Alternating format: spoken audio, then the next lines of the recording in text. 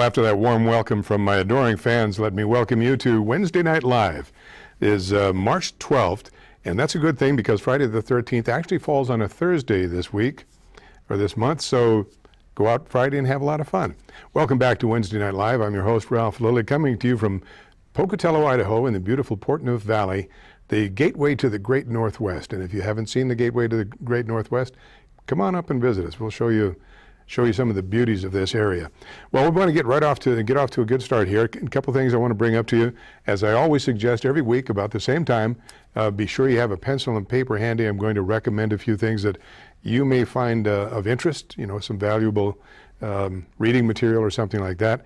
And also, I want to tell you, now, if you haven't made any plans, any really concrete plans for this Saturday, why don't you think about from 6 to 10 p.m. at the Museum of Clean, the annual Grace Lutheran School, the spring auction. They have a silent auction, a live auction, lots of fun. There's going to be a jazz band there, heavy hors d'oeuvres. I mean, lots of hors d'oeuvres, not a catered meal as such, wine tasting. It's a big event every year. It's gotten bigger. That's why we're at the Museum of Clean that Don Aslett has been so kind to make available to us, and has lots of room, great ambiance. You're going to enjoy it, and it's for a good cause. Many of you in the audience probably have children, grandchildren, or middle school children, whatever, who attend Grace Lutheran School. It's a blue ribbon school, and we have lots of, I think we're around 350 or 400 students this year. Growing pains, we're still trying to grow over there. I say we, the school is. So they can use your help. It's for a worthy cause.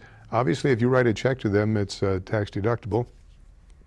Talk with your CPA to find out how much. I'm not really sure how that works. Now, it's $25 per person, and believe me, for 25 or say 50 for a couple, you're not going to get a better deal anywhere in town. You're going to have a lot of fun, and you might find one of the prizes, and I think this is the first prize, is an Alaska fishing adventure, fishing for salmon on the Yentna River. I'm not familiar with it, so bear with me. Yentna River, all-inclusive trip for two, airline tickets from Salt Lake City to Anchorage, float plane flight to a remote cabin, fishing tackle, fly and spinning gear, food and beverages. It's a $10,000 value, and you could bid on this and probably get it for a lot less than $10,000.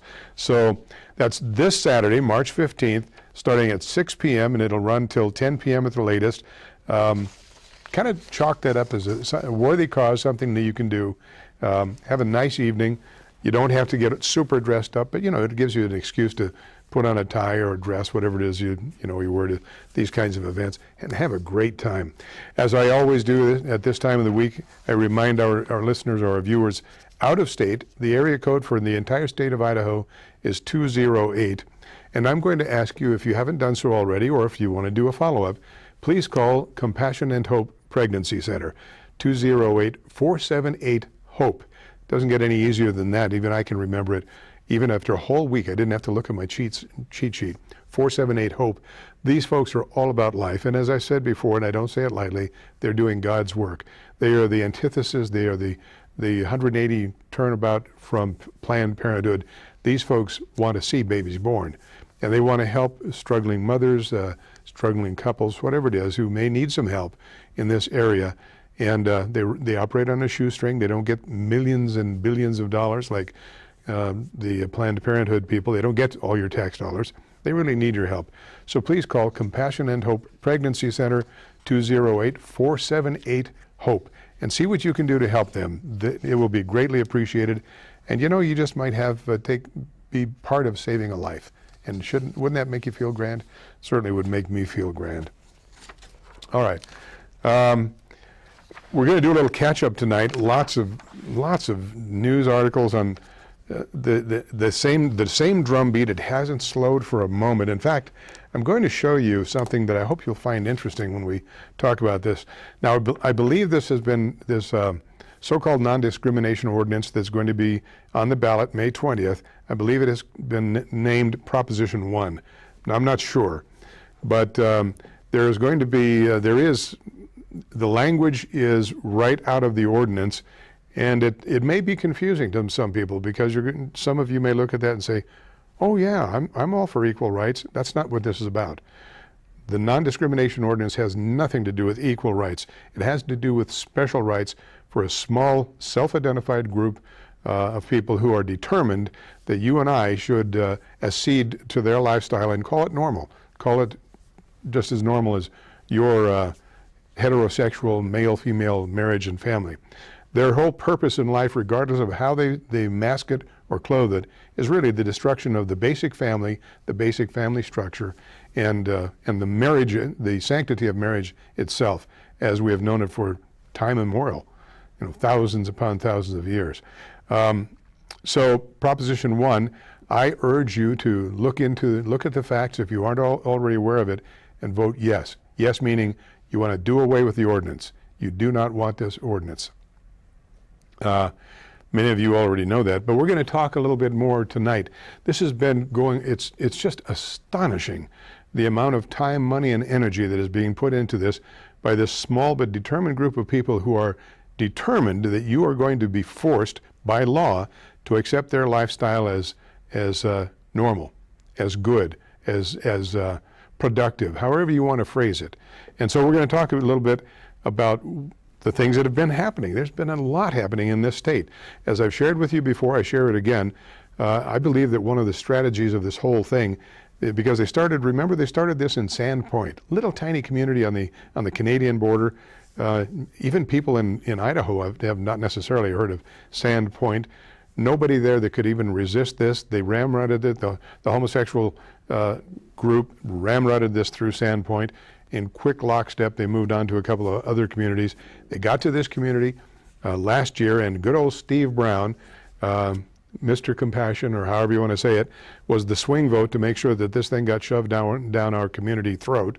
And so now we have this ordinance to deal with. And as you are aware now, the referendum is coming up March 20th, or May 20th, where you will have an opportunity to speak your mind by voting yes or no. Of course, I am advocating a yes vote. It should not be there. Do away with it. I know that sounds confusing because normally yes says, yeah, I'm all for it. The way it's worded, though, yes means you're all for doing away with the ordinance. Well, let's go. Let's get on to some of the things that have been, if you don't read the Idaho State Journal, and my goodness, almost every day I've got some letters in, or the articles in here where there are, I think it's 4 days consecutively, the Idaho State Journal is putting in stuff, the homosexual issue. It's like the Idaho State Journal has become the Gay State Journal, the Gay Idaho State Journal, however you want it. They are no longer an independent newspaper, regardless of how they portray themselves. They are the water boys or the water carriers, however you want to say it, for the homosexual agenda. And though I certainly have no way to prove it because I'm not sitting in there when they open their letters to the editor in the plant, I find it interesting that there are so few con letters. There are a whole lot of pro-homosexual lifestyle letters, very few con. But there are some, and I'm going to share some of these with you tonight. Now, as I've done this before, I'm going to do this every week until this thing is behind us. And I do this purposely. I don't mean to drag it on. I don't mean to beat it to death or drive you nuts, but you really have to remember what we're talking about here. What's the basis of this whole thing? I'm quoting now, "The greatest single victory of the gay movement over the past decade has been to shift the debate from behavior to identity, thus forcing opponents into a position where they can be seen as attacking the civil rights of homosexual citizens." And this is from a book called The Homosexualization of America by homosexual activist Dennis Altman. I would urge you to buy this book. You will get some great insights out of here.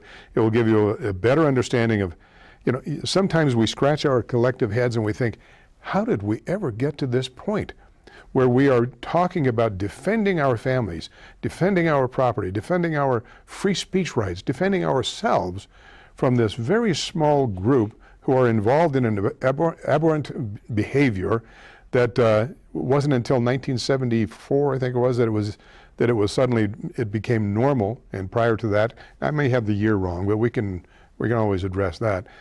Prior to that, psychiatry saw this as not just aberrant, but abnormal. This was an illness, if you will. And then suddenly we had this shift, and now everybody is getting on the bandwagon, it seems. Did you see what happened in Arizona recently with the governor who vetoed the bill that came through there trying to give protections to their local citizens? And what was part of the problem? Well, God bless his pointy little head, Mitt Romney, of all people, got on the homosexual bandwagon and said, you know, this is not a good bill. Well, why did he do that? Mitt Romney, you know, the guy who gave us Romney Care before we had Obamacare, not us, Massachusetts. Romney is not your typical conservative. In fact, he's not conservative at all. He's not a liberal. He's not a right-wing whatever, a conservative. He is very much the so-called moderate. Moderate usually means a little gutless in the conservative area, in my opinion. But so Romney, among many other people, got on board and said this is not a good bill, and supported doing away with the bill. And who else came to the rescue of the homosexual community in Arizona? Apple Computers, Delta Airlines, several other, Marriott Hotels. That one really surprised me, and a couple others that all of them are sometimes a surprise, sometimes not. But these people are exerting their massive dollar influence to support the homosexual agenda. And as I've said before, I always use the word homosexual unless I'm quoting somebody who has said gay, because I am really unhappy with the co-opting of a perfectly good word like gay to attach it to a disastrous lifestyle. There are other words that could be used for that. Just like the rainbow flag drives me nuts, because God gave us the rainbow as a promise. It had nothing to do with homosexuals. Well, I digress. Anyway, so the quote that I gave you is from this book, and I would say don't buy it new. Find it on the secondary market. My wife paid a penny for the book and $4 for postage. Postage is where they get you, postage and handling. But the book is worth every bit of a penny. But it is good for you if you're wondering, how did we get to this state? Do you remember when we were kids, and I realize if you're watching, many of you are probably in my age group, maybe a little senior to me, a little junior. When I was a kid, the homosexual thing was a shame. It was nothing to be proud of. It was nothing to boast about. One didn't go around saying, yes, I have sex with men. Women didn't go around saying, well, yes, I make love, quote unquote, to women.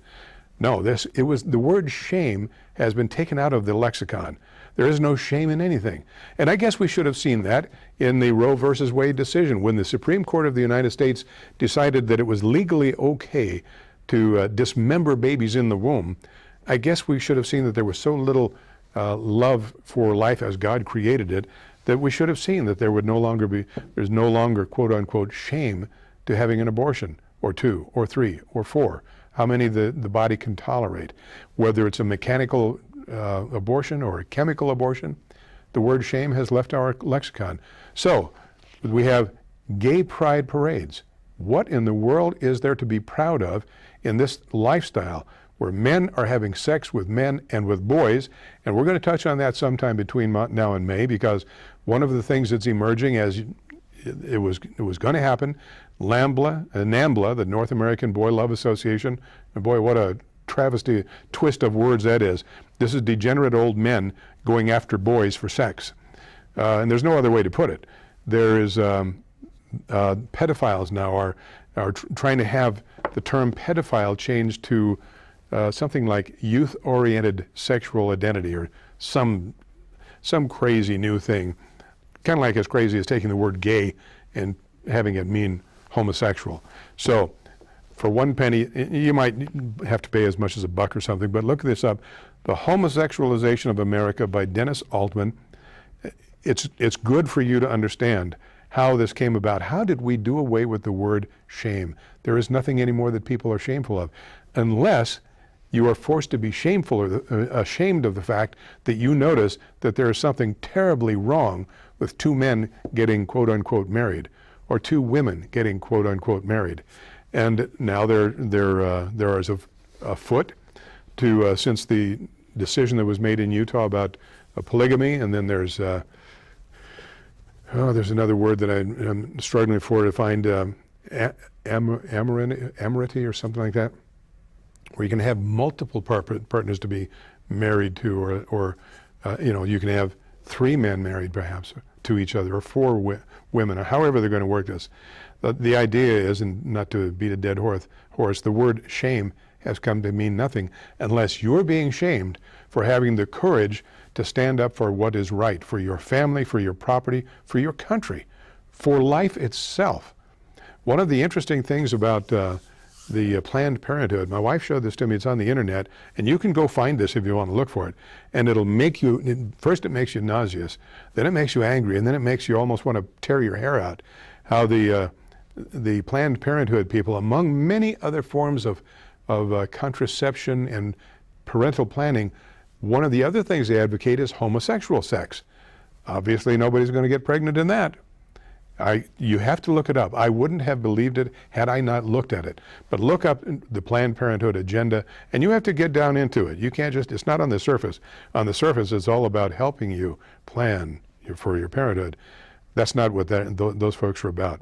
And that's why every week I talk to you about compassion and hope. It's the antithesis of everything Planned Parenthood. But one of their so-called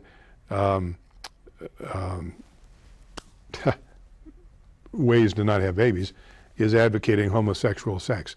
There is something wrong with this, and yet our tax dollars pay for that stuff. All right, so The Homosexual Agenda by Dennis Altman. Look it up. You'll see this quote that I give you every week is right out of that book.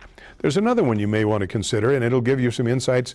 You remember some time ago I read to you about the Homosexual Agenda, where a group of homosexual people, and this happened in more than one group, but it started with a small group who got together and literally wrote an agenda on how they were going to force America or encourage America, or however you want to say it, to accept their aberrant lifestyle. And there was a plan for this. Well, you can, among other places where you can look up this plan, I've given you some internet sites you can easily go to, but there's another book you may find interesting. The book is called After the Ball. And here again, don't go out and buy it new. Get it on the secondary market. Don't be supporting the people who are writing this stuff. And I say that kind of as a double-edged thing because you need to read these books to understand how we got to the point where there's no shame in this behavior, in this lifestyle, and how they have come to the point where they have such incredible influence, such incredible power, that in this little sleepy community of Pocatello, we can have this non-discrimination ordinance become a law, become a fact that we now have to stand against to protect our families and our property rights and our First Amendment rights to speak out. This book is called After the Ball: How America Will Conquer Its Fear and Hatred of Gays in the 90s. That's a little dated, in the 90s. This is by Marshall Kirk and Hunter Madsen. I don't know if it's available in paperback. Here again, I think my wife spent $1, maybe less, to buy this. The expense came in the postage.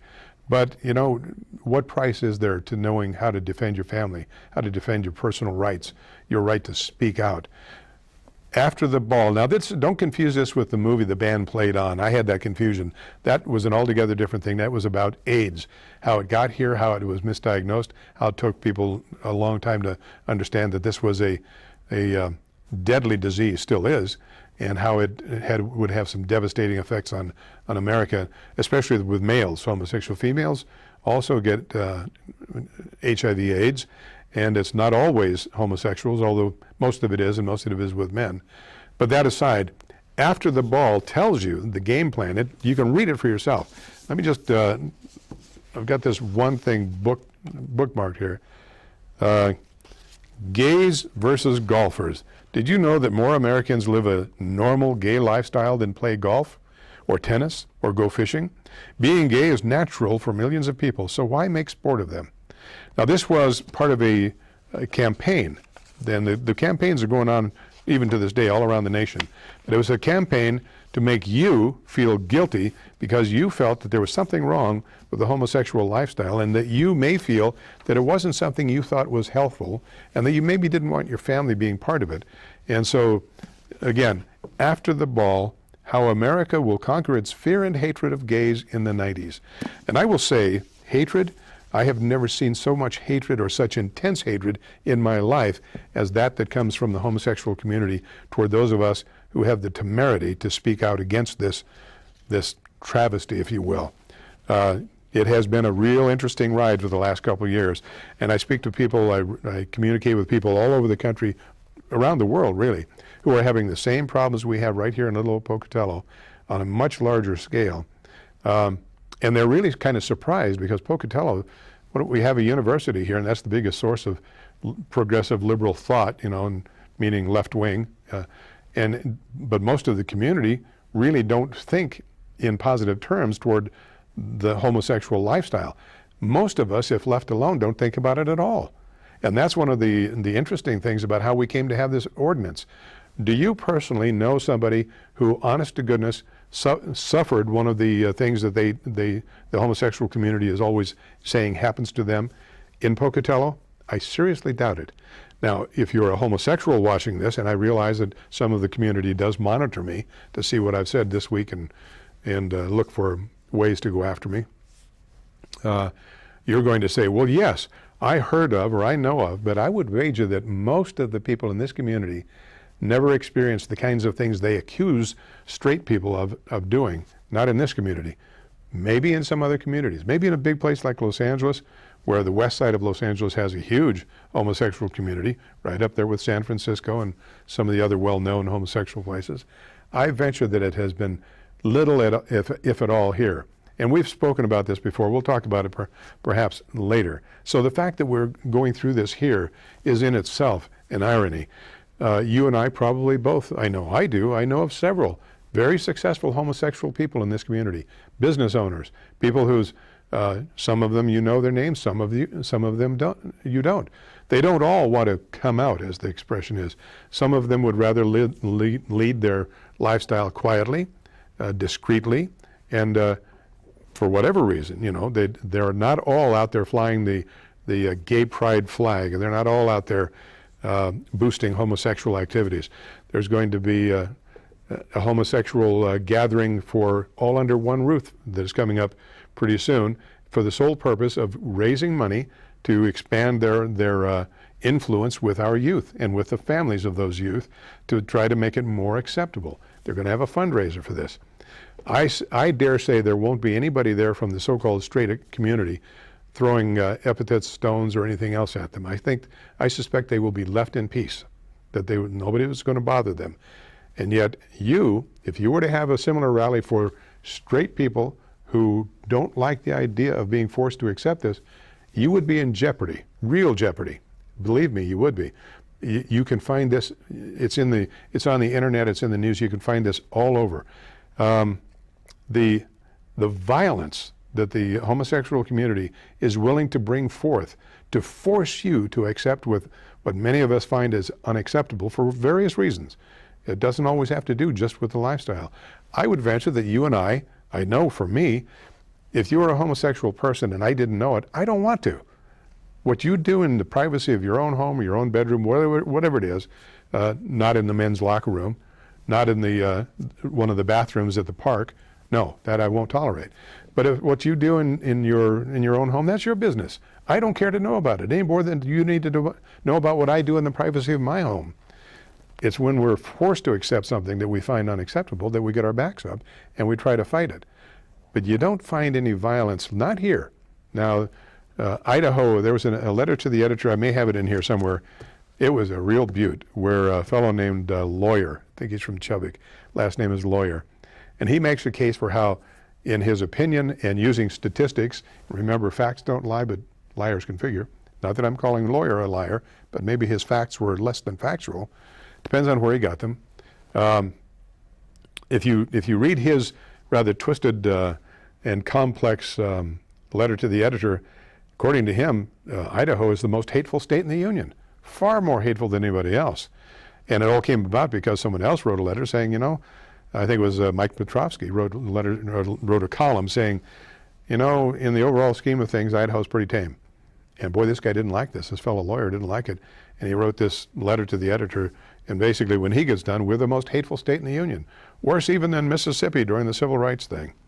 Well, let's move on. Now, I got something the other day, and you may have got one also. Actually, my wife picked up the phone. She listened to it, and then she told me about it. It was a robocall from a group. I think they call themselves FAIR. They are obviously a homosexual support group, and they're checking out the community. There is a great deal of angst within the homosexual community about what's happening right here in Pocatello, because we have gone against the tide. They were so successful in getting this rammed down the throats of for the most part, the major cities in the state, and the ultimate aim, once again, is if they can make homosexuality legally, how do you want supported legally by legislation like this so-called non-discrimination ordinance. If they can make homosexual look like a blue state, they feel that they've won, because then they can hold up their gay pride flag and for the whole nation to see it and say, look, even Pocatello, even Idaho, one of the reddest states in the union, they support us. We want a federal law that says you have to support us. That's the end game on that particular thing. Their strategy is to make Pocatello accept what we've already accepted, now we're fighting against. And you know, if we overturn this ordinance in May, that's going to send a very serious message to the rest of this state. Even though we're not the largest city, and we're slipping every year, it seems we slip further down, but we're still, I think, about 5th in size. So we still have, and of course we're the largest city in southeast Idaho, so we do have some influence.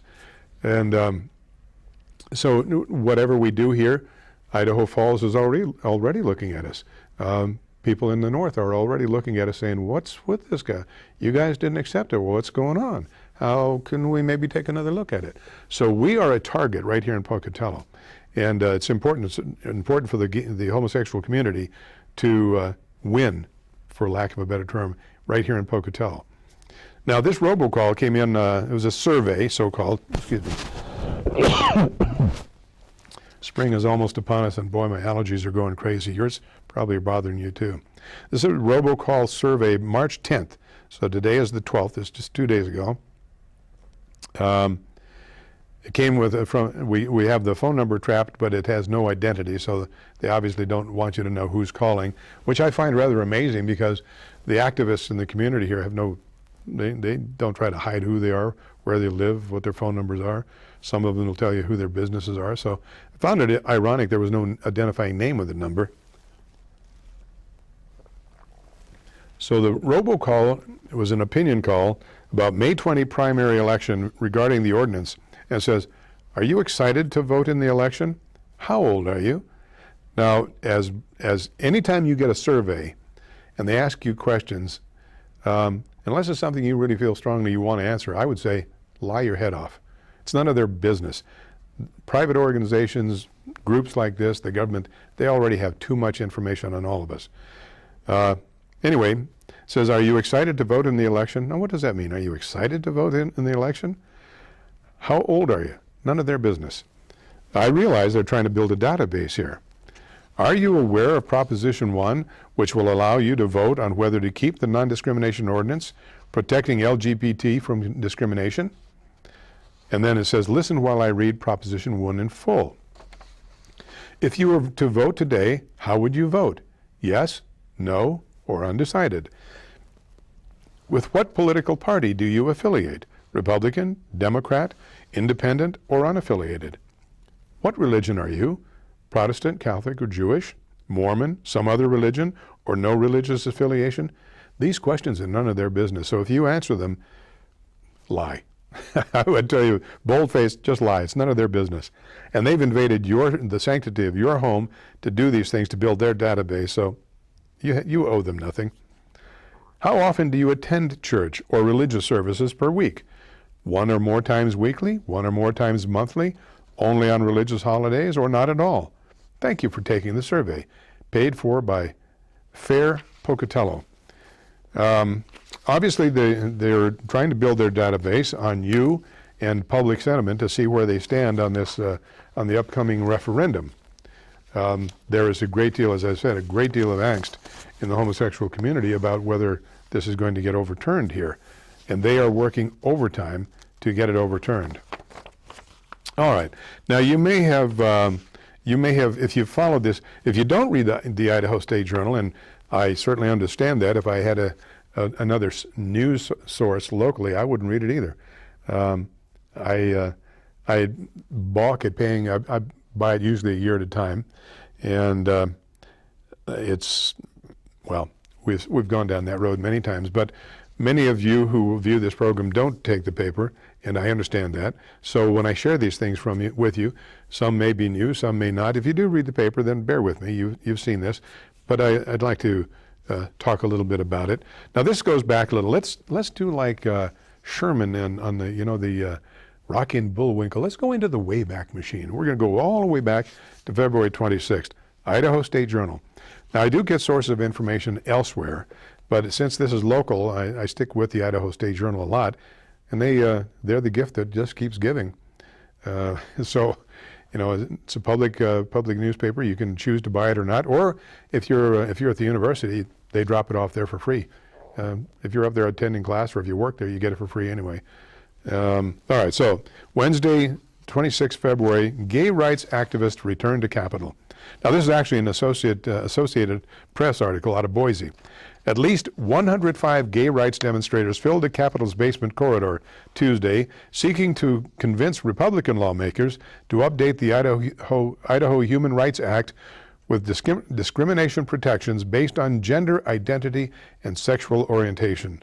The action was organized again by former Idaho State Senator Nicole Lefevre, a Boise Democrat, who directed the demonstrators up and down the hall.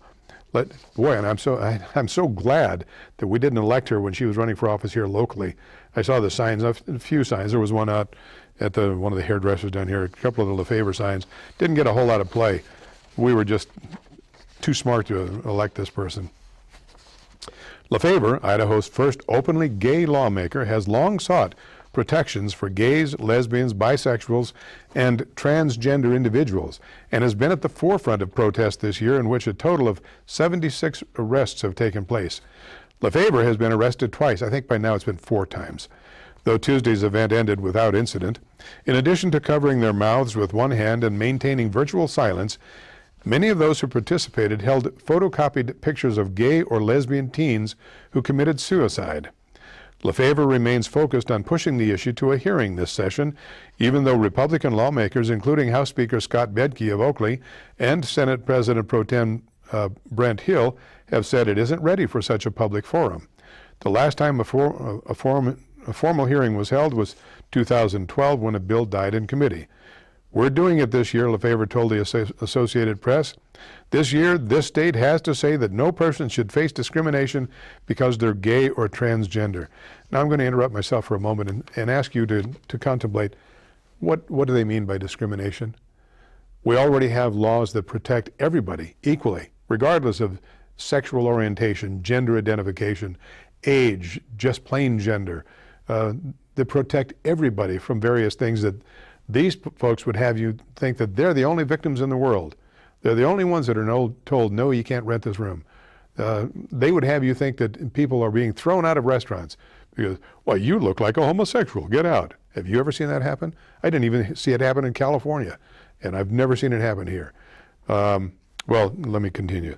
So, a day earlier, however, Hill reiterated to reporters, Democrats and Republicans in this chamber have been in discussions over a way to grant gays and lesbians discrimination protections while also protecting the religious freedoms of people who may object to same-sex partnerships. And that's one of the cruxes. There's so many to this. This has so many layers, dimensions, however you want to do it. And that is only one of them, is the religious thing. Some of us, perhaps you and certainly I, do have religious feelings about the violation of our religious principles when we're being forced to accept what many of us consider unacceptable. That's a different thing. All right, here again, the Idaho State Journal. Now let's see, that one was February the 28th. That was February 26th. Here we go, 2 days later, Friday, February 28th. Add the word to protests aren't effective. Smith, this Assemblywoman, legislative woman Smith, demonstrations not helping, lawmaker says. And I've really cut this down. This was an article by Jimmy Hancock. I've really melted it down to the essence of it.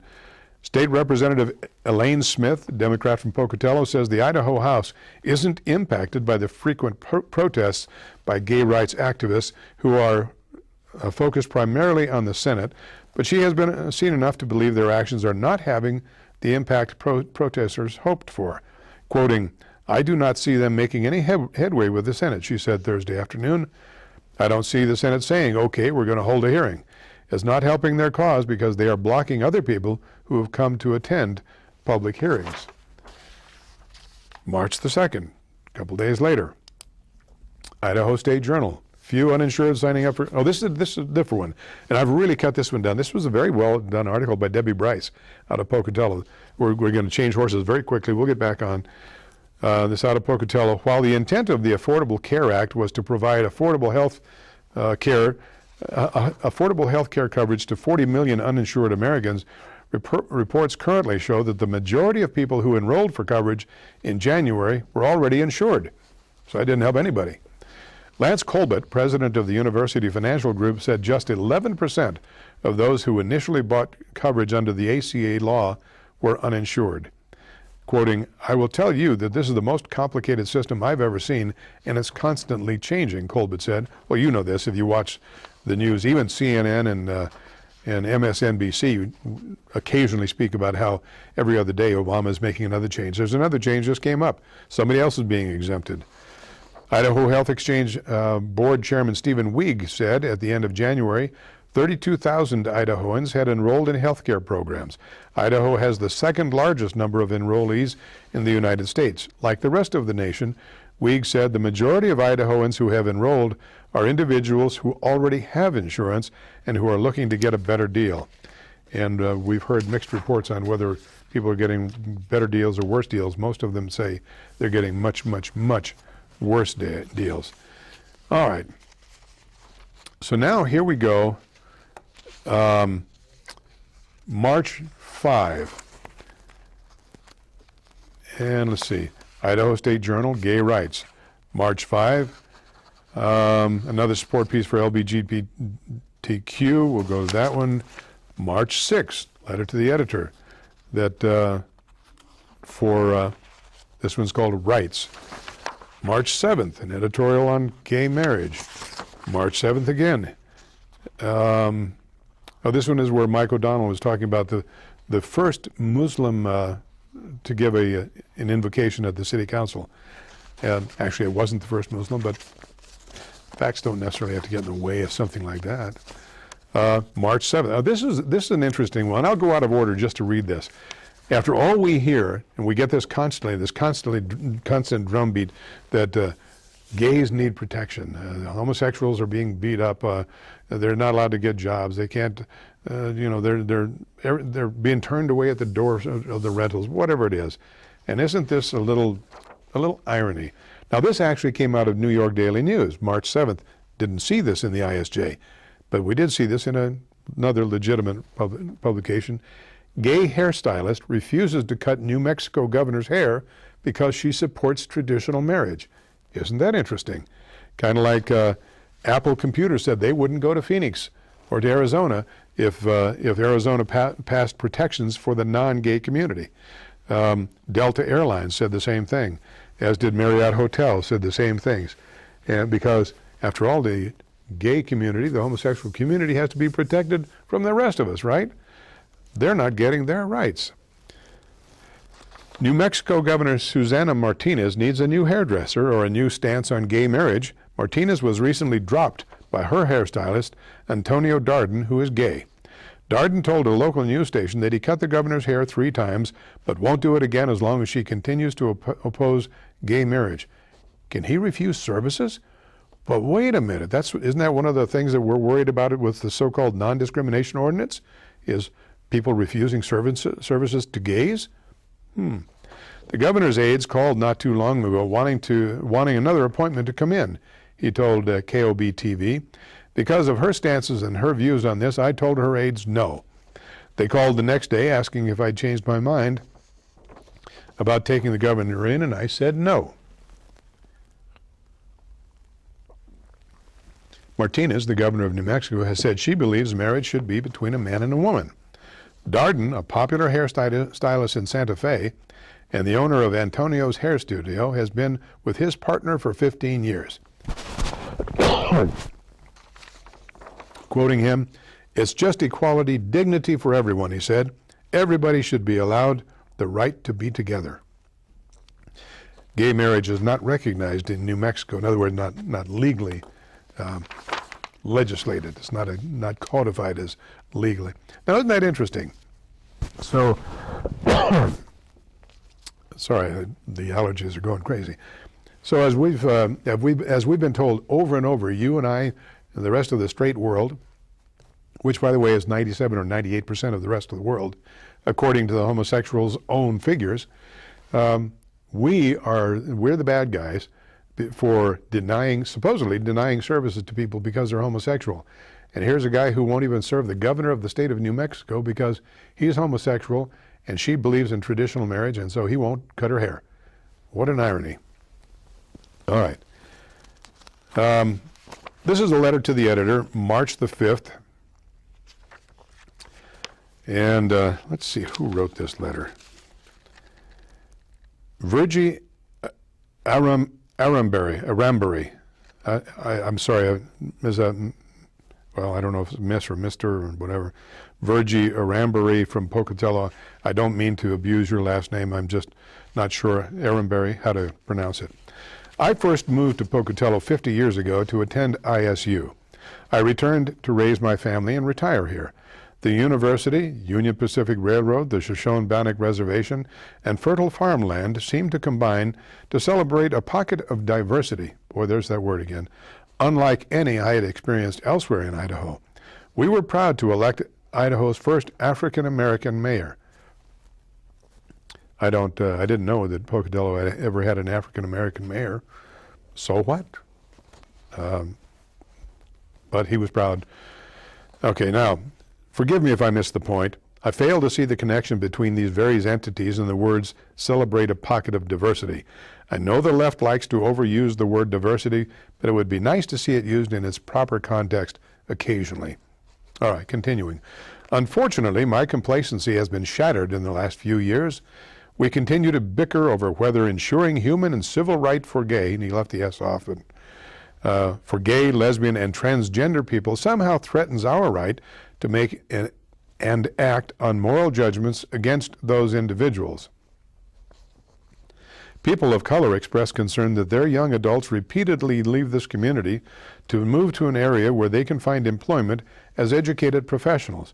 Now there's all of this hodgepodge being put together to form a picture to make you feel guilty, or me, or whoever's reading this. Newsflash. Children not of color have the same concerns. It has nothing to do with race. Kids are leaving this community because there's no work for them here. There is concern that our community does not encourage cultural, employment, and social opportunities for members of minority groups. Here's another flash. This is not just a concern for so-called minority groups. This week, a structured hearing on a proposed variance before the Planning and Zoning Committee turned into an opportunity for individuals to express their fear of Islam and their lack of knowledge regarding the teachings of that religion. I'd be interested to know what the author knows about Islam. Virgie, are you an expert on Islam? I'd be interested. Very few in this area. I suspect that Virgie Arambury, I could be wrong. You know, maybe this is a Middle Eastern name. Maybe this person is a Muslim. I don't know. But on the face of it, I would be suspicious if this person probably doesn't know much about Islam. Each of us needs to examine our own values, stereotypes, and prejudices if we truly want to make Pocatello a welcoming city. So, my comment here, what does the writer mean by welcoming? Are we supposed to erect some sort of totem or flashing neon sign that says, the following people are welcome, others need not apply? Sounds discriminatory to me, and I haven't seen any of those totems or signs anywhere.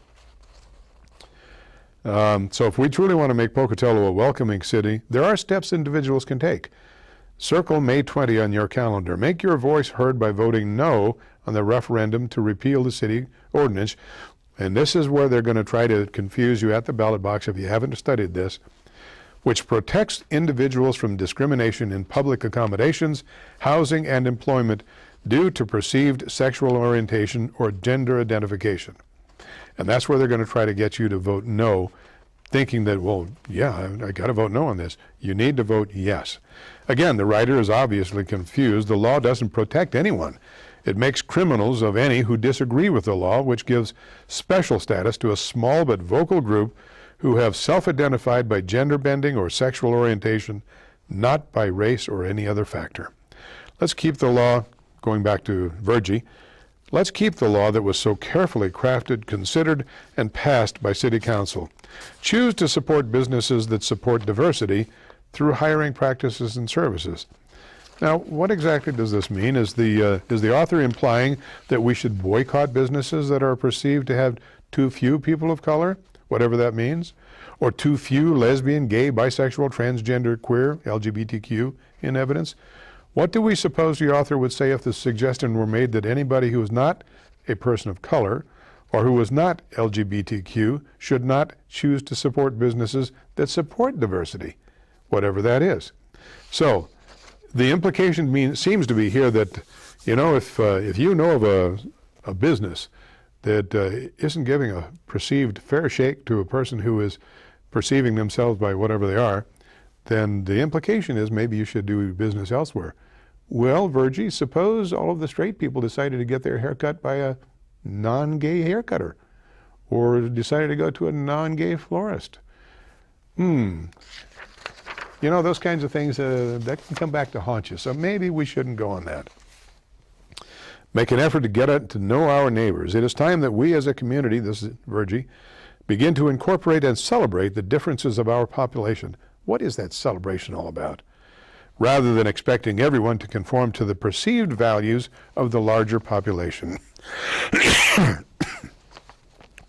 Pardon me. And my only comment is vote yes on Proposition 1 to repeal the so-called non-discrimination ordinance. The usual poppycock and distortion. All right, so now that's May the 5th in the ISJ, and that's obviously a support thing for LGBTQ. Wait a minute. Here's another one on March the 5th. Another support piece. This is commentary, and this is commentary by Phil Batt. Now, I've heard the name before. There is a fellow named Batt that's in the state legislature. I don't know if it's the same Batt. But this Batt signed his piece as being the prior governor, I think it was, of the state. Former governor of Idaho. So I don't know him. His picture didn't mean anything to me. It was in the paper. Forgive me, well, I took an allergy pill tonight and nothing's working. I hope you're not going through the same thing, although it's that time of year. All right, now, here's the letter that Phil Batt, and I don't know him from Adam, you know, but I kind of know him now after reading his letter. The Idaho legislature has once again decided to take no action to include sexual orientation under our anti-discrimination statutes. Instead, lawmakers seriously considered state approval of anti-gay incidents if they are done because of religious convictions. Now, I really had to cut this article down because I had some comments on it and observations, and it got a bit lengthy, so I'm skipping a lot. Going on, such is the case for a couple of my grandchildren. Max is gay. He attended Boise schools. He felt marginalized and troubled by some of the treatment he received from students and teachers. Ultimately, he dropped out, obtained his GED, and moved to San Francisco. He waited tables and washed dishes until he became a legal California resident. I had a big question there. So does that mean he had to obtain some kind of, immigrant documentation or something to become a California resident? It didn't make any sense. He then obtained a fine arts degree from a leading design school. That correlation is lost on me also. So what? Max achieved a bachelor's degree, then a master's degree. Even before he left school, he had several job offers in the computer design field. He accepted one at a high salary plus valuable options. He is now earning considerably more and has had numerous opportunities to advance further. Good for you, Max. His sister Anna followed him to California, became a resident, and entered the higher education system at Cal Berkeley. She was a great student and was shepherded through her bachelor's and master's degrees by professors who took a special interest. She is now pursuing a doctorate degree in biochemistry at the University of Southern California. Now, he doesn't tell us whether or not he likes to use the word difference, and we don't know if Anna is different or not. Doesn't say. These young folks love Idaho, and I wish they lived here so that I could see them more. However, they will never make this their home again as long as we maintain our disdain for people who are different. Now, that's interesting that he would use that word disdain.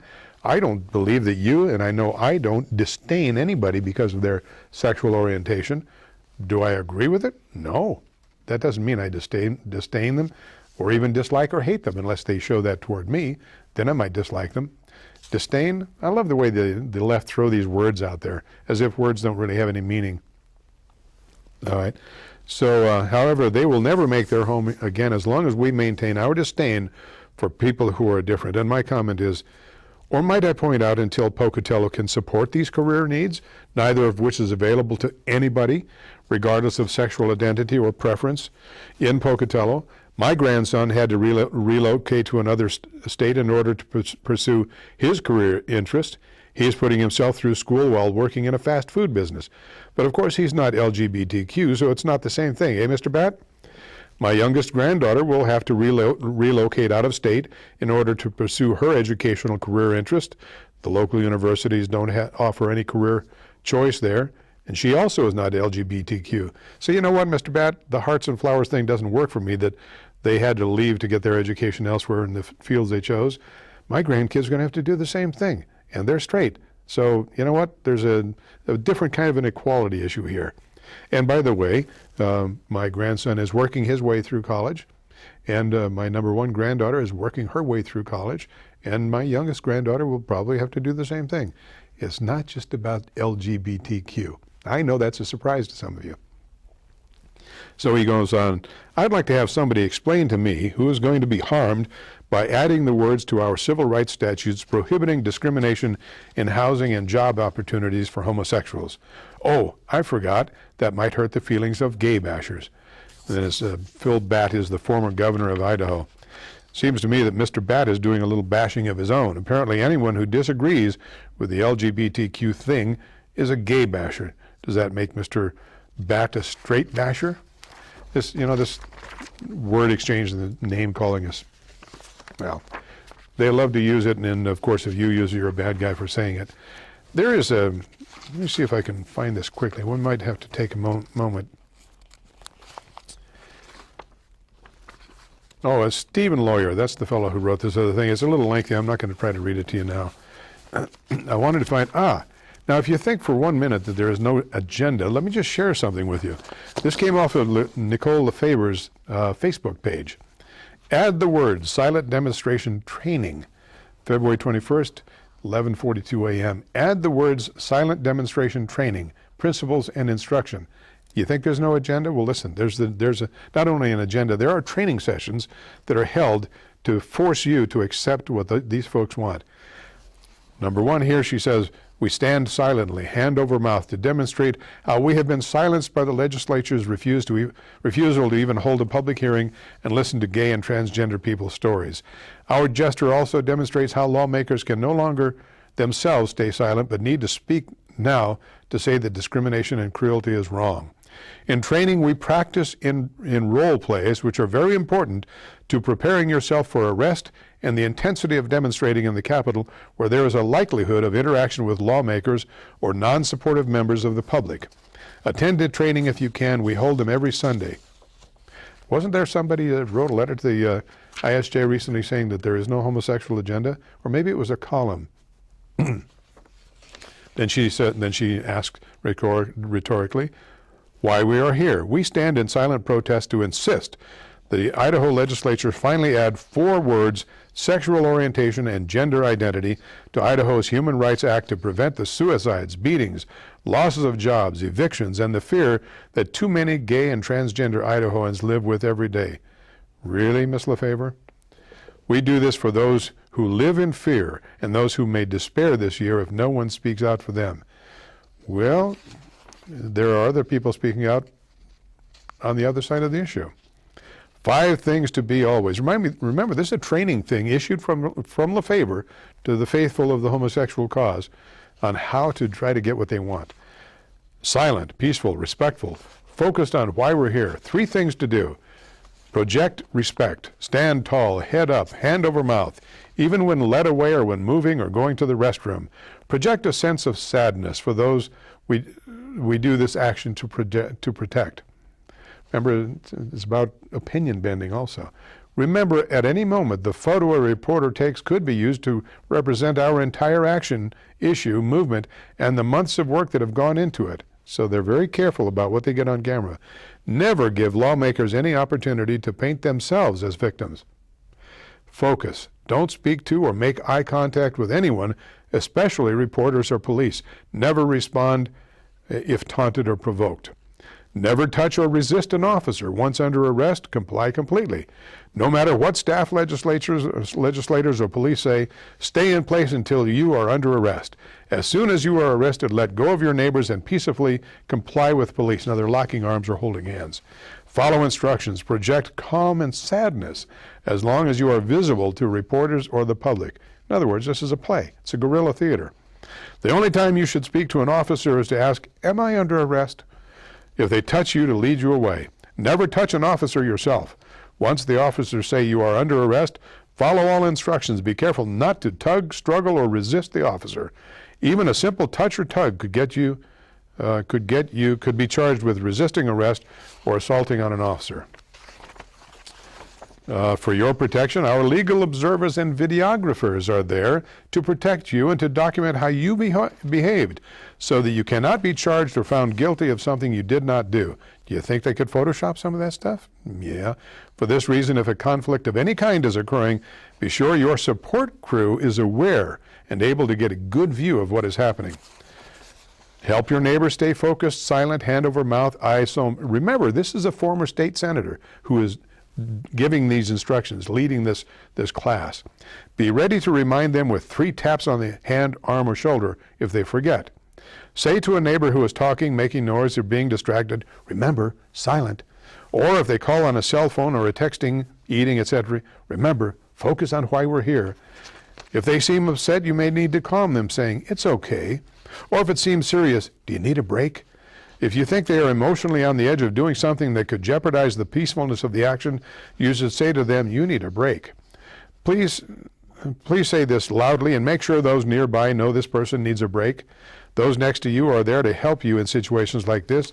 Be sure another musician helps you walk the person to the staging area, a bathroom, or somewhere private or out of view. Finally, if someone should tap you on the hand or arm 3 times, immediately stop what you are doing and try to figure out what may be happening to make a noise or to create a distraction from the action. This is particularly important if media and cameras are present. There are cameras running in all parts of the State House at all times. If you are unsure what may be concerning your neighbor, look back, make eye contact, and ask, what? So she will remember. So, all right, well, God bless you. That's the end of our program this week. We'll be back. This thing is not going to be over until May 20th. In the meantime, have a good, safe week. God bless you. Thanks for joining us. See you next week.